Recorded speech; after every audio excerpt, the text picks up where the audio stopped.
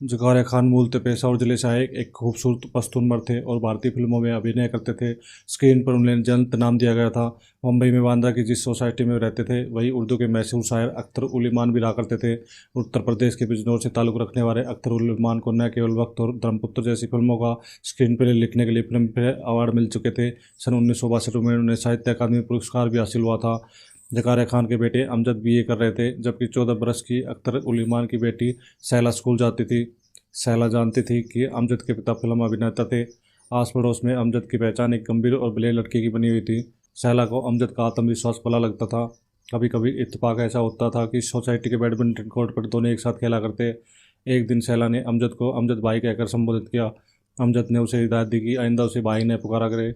फिर एक दिन अमजद ने सैला से पूछा, तुम्हें पता है तुम्हारे नाम का क्या मतलब होता है? इसका मतलब होता है गहरी आंखों वाली। फिर कहा, जल्दी से बड़ी हो जाओ क्योंकि मैं तुमसे शादी करने जा रहा हूँ। कुछ दिनों बाद अख्तर उल इमान के पास बाकायदा शादी का प्रस्ताव पहुंच गया। इमान साहब ने साफ मना कर दिया क्योंकि सैला अभी छोटी थी। अमजद खान गुस्से में पागल हो गए और उसी शाम सैला से बोले, तुम्हारे बाप ने मेरी पेशकश ठुकरा दी। अगर ये मेरे गांव में हुआ होता तो मेरे परिवार वाले तुम्हारी 3 पीढ़ियों को नेस्तनाबूद कर देते। अख्तर उल इमान अपनी बेटी को अच्छे से पढ़ाना लिखाना चाहते थे। इसके लिए उसे अमजद खान की आशिकी के लपटों से दूर रखा जाना जरूरी था। सैला को आगे की पढ़ाई के लिए अलीगढ़ भेज दिया गया। सैला जितने दिन भी अलीगढ़ में रही अमजद ने रोज़ उसे एक चिट्ठी भेजी। सैला भी उसे जवाब लिखा करती थी। फिर यूँ हुआ कि सैला बीमार पड़ी और उसे वापस मुंबई आना पड़ा। अमजद को पता था कि सैला को चिप्स बड़े अच्छे लगते थे तो सैला को हर रोज़ चिप्स के पैकेट मिलने लगे। दोस्ती बढ़ी तो दोनों ने एक adult film moment to moment भी साथ देखी। फिर अमजद के माँ बाप की तरफ से शादी का प्रस्ताव गया तो अख्तर उल इमान मान गए। 1972 में उनकी शादी हुई। अगले साल जिस दिन उन्हें 16 पूरी हुई उसी दिन उनका बेटा शादाब पैदा हुआ।